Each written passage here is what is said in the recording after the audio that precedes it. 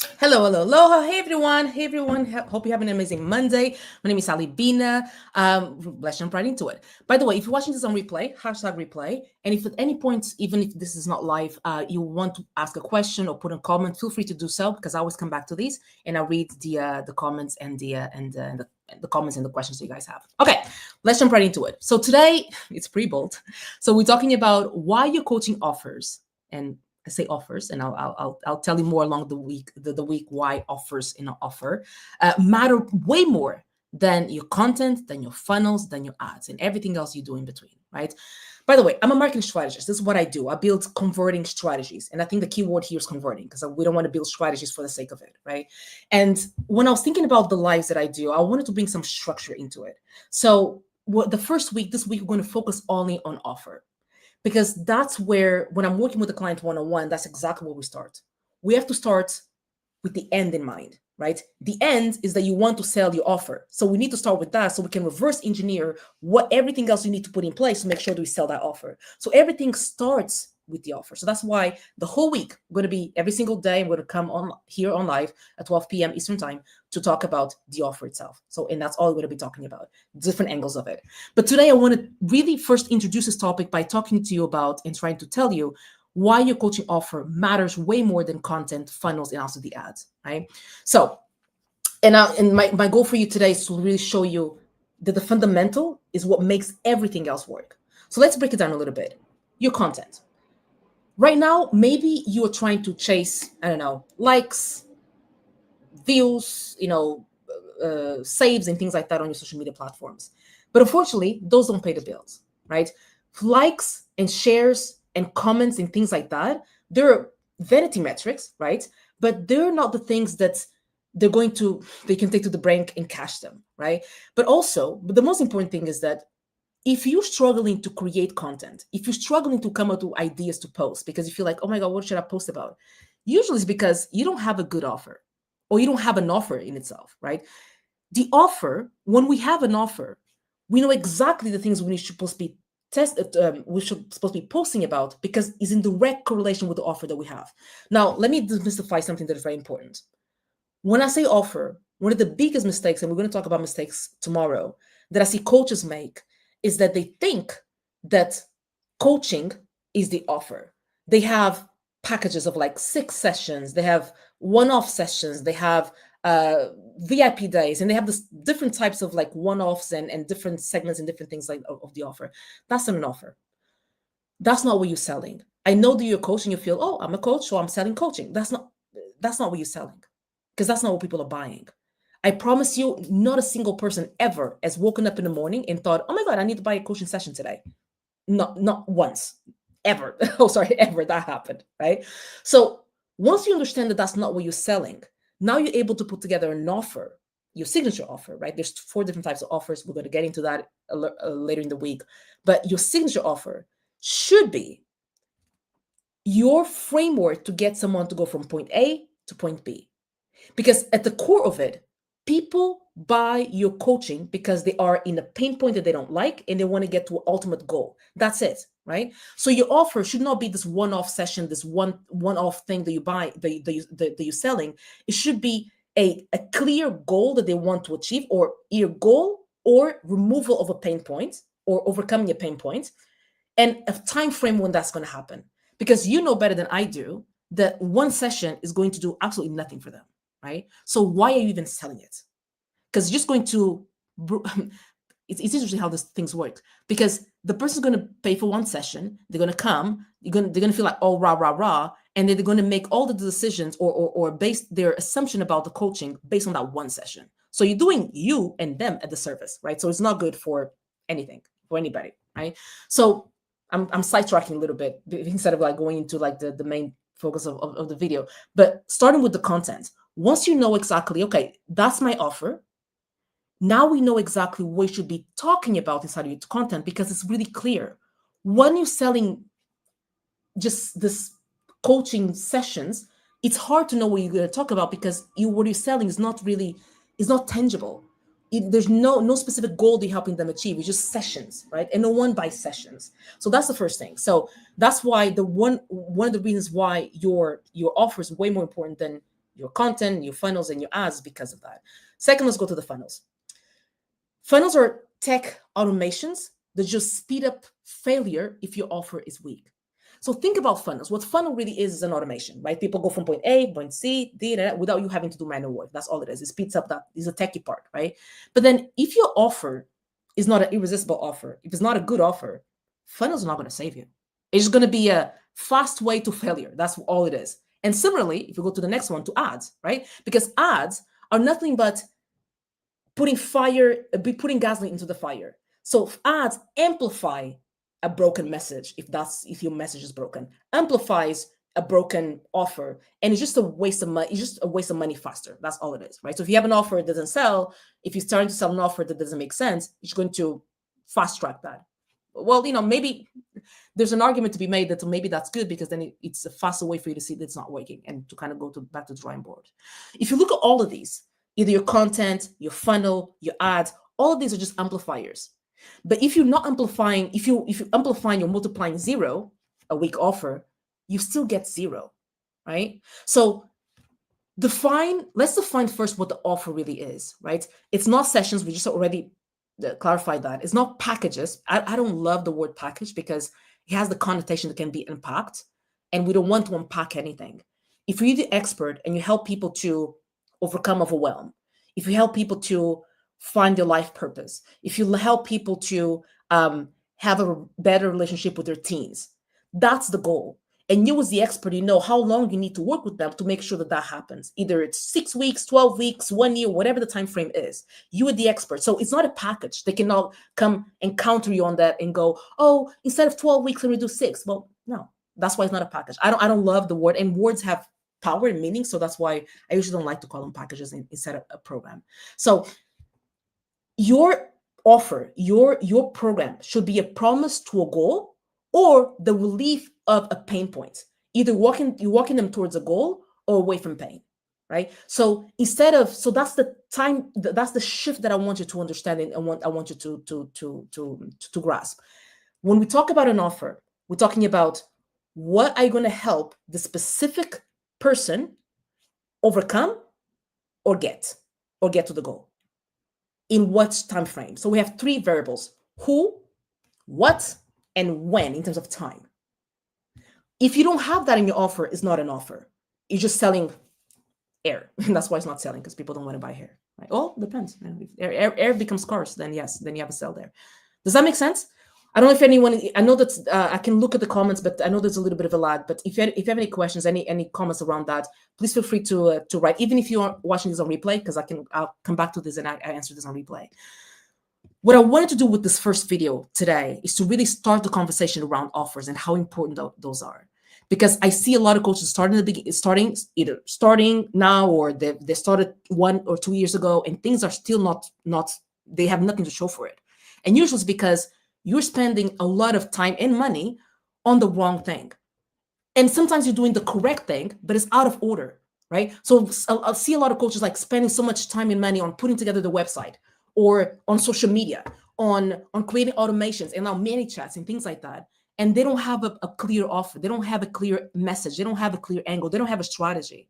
So you're doing the correct thing by posting online, but you're doing it out of order. And because you're doing it out of order, of course, you're not going to see any results from it, because what is the call to action at the end of the content that you're posting? And that's a major issue that I see. I mean, tomorrow we're going to cover the mistakes. That there's a sequence to this. Tomorrow we're going to cover the mistakes, and that's one of the big mistakes that I see, is having the call to action in your posts to be a big jump. Nobody will go from reading 2 paragraphs or watching a 20-second reel that you have to booking a call with you. It's too much of a jump, right? But okay, so just to recap as well what we talked about today, your offer is equals to who, the goal, the what, or the pain point that you helping them overcome, in what time frame. That's your offer, right? The simplest analogy that I can have for this is that think about a business like a house, right? The most simplest one to think about. Your offer is like the foundation.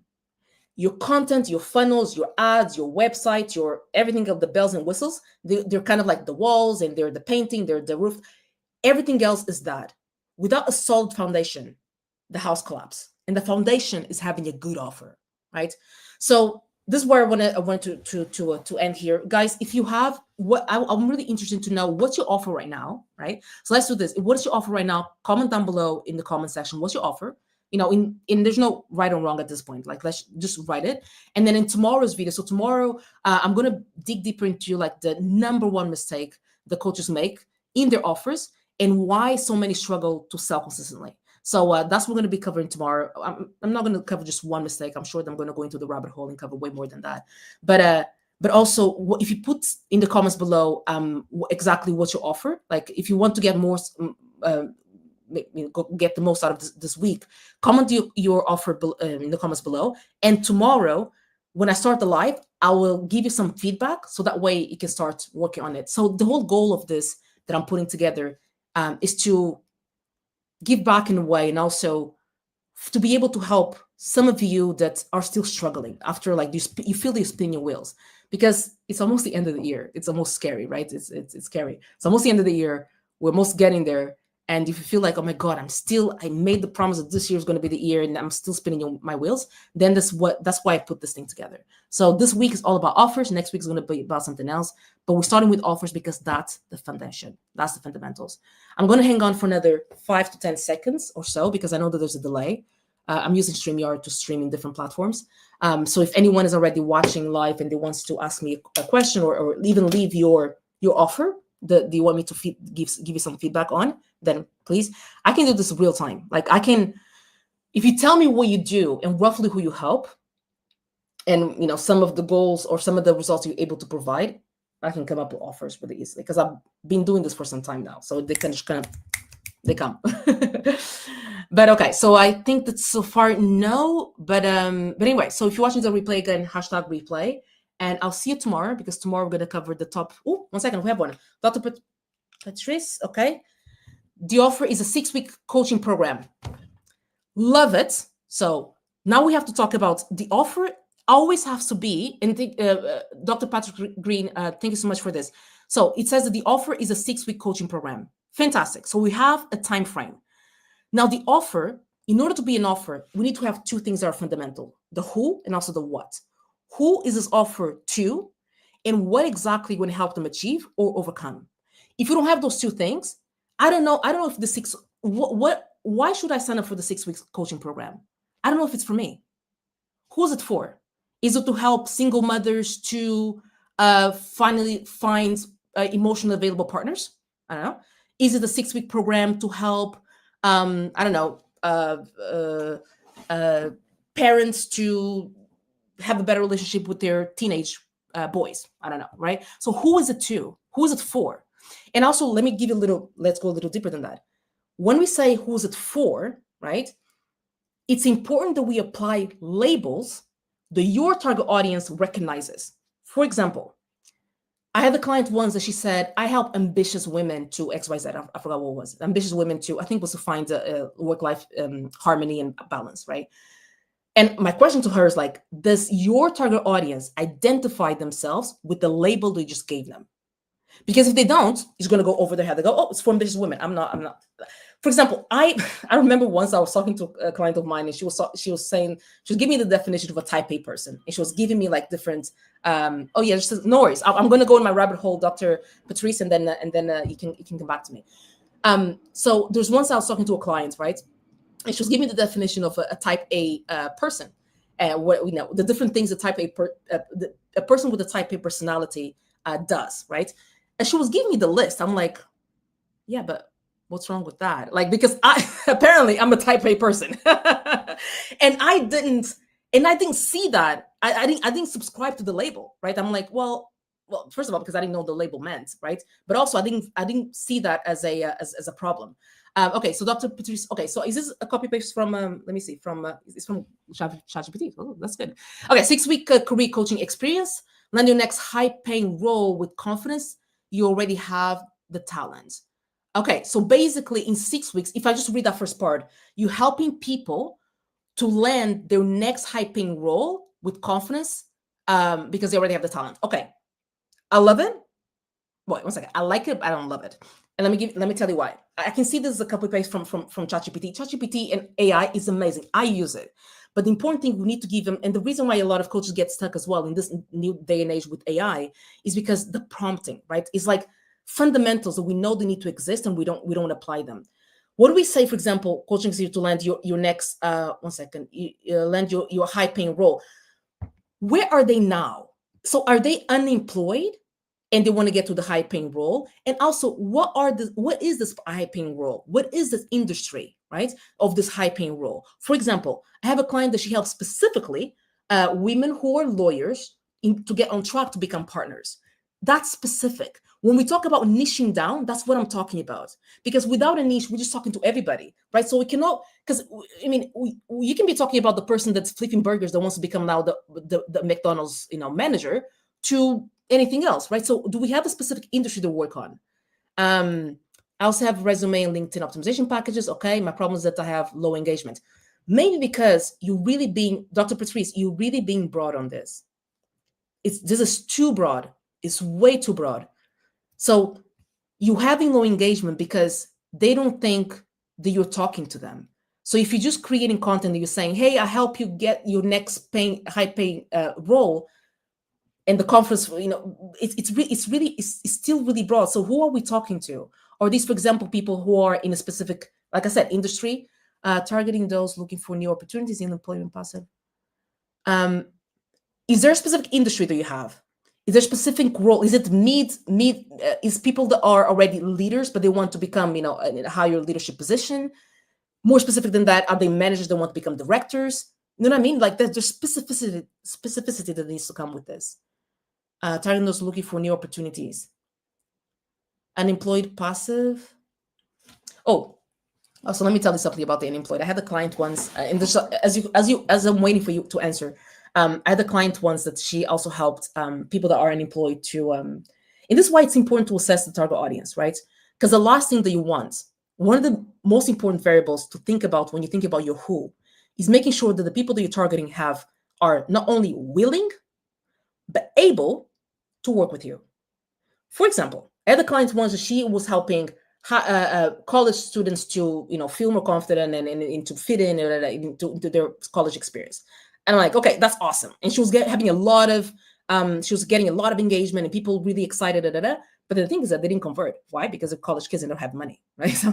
So as one of my early mentors said, Sally, don't sell to broke people. That's really harsh. But the idea is that make sure that your target audience are willing and able to pay for your services. Because if you're talking to unemployed people, they have a budget. They already feel they have the scarcity mindset as well. They're living off their savings. So it becomes a little professional and executives, specifically college grads. I don't know you're commenting. So professional and executives, do you have a specific, Dr. Patrice, when you look at your past clients, and this is a good homework to do as well. If you've been doing this for some time, look at your past clients, look at the most successful ones, the ones that got the results, and the one you mostly love to work with. Look at the common denominator from them. Were they from the tech industry? Were they from the legal industry, from the health industry? We need to have specifics here. And that's what we're lacking right now, like specifics.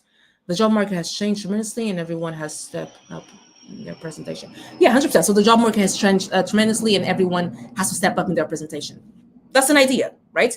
So they have to step up in their presentation. So for example, if you're talking to someone that is like, if they have like a mid-level career in the tech industry and they want to make to a more leadership position, that is already something specific, right?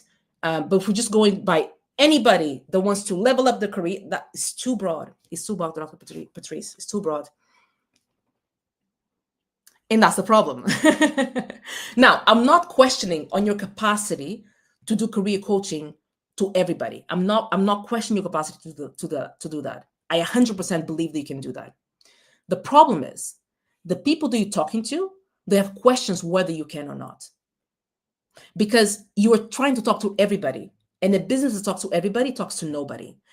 For example, you are in the career, and helping these people land jobs. You know better than anyone that if you are going to apply for some positions, you need to adapt your CV based on who you're going to send the CV to, based on the position that you're applying, right?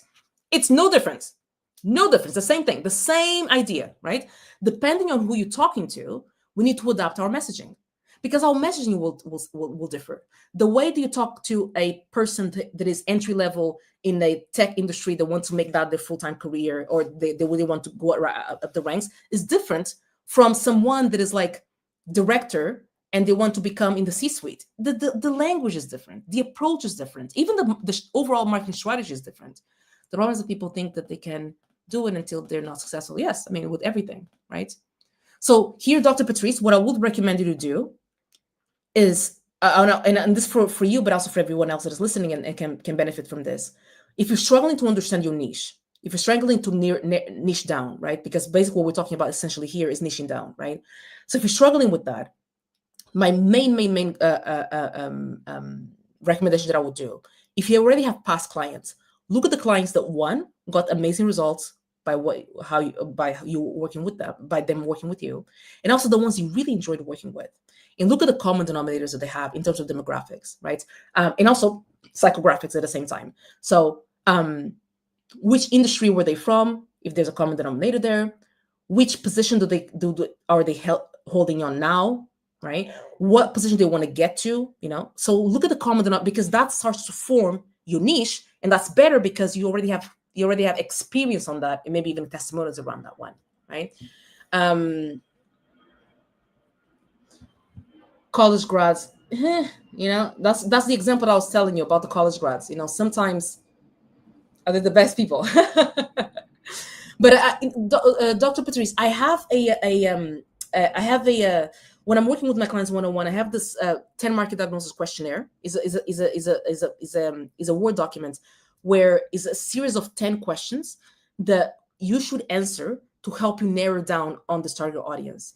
And if you just, because I don't know if I'm going to remember the name, just send me a message on LinkedIn. Send me a private message so I can send you the link for that Word document, so you can look at it. Because just answering those 10 questions will get you so much closer to understand the target audience that you have. Because we have here is a niching issue. We need to niche down. We cannot be say, oh, I have everybody do everything in the job. We can't.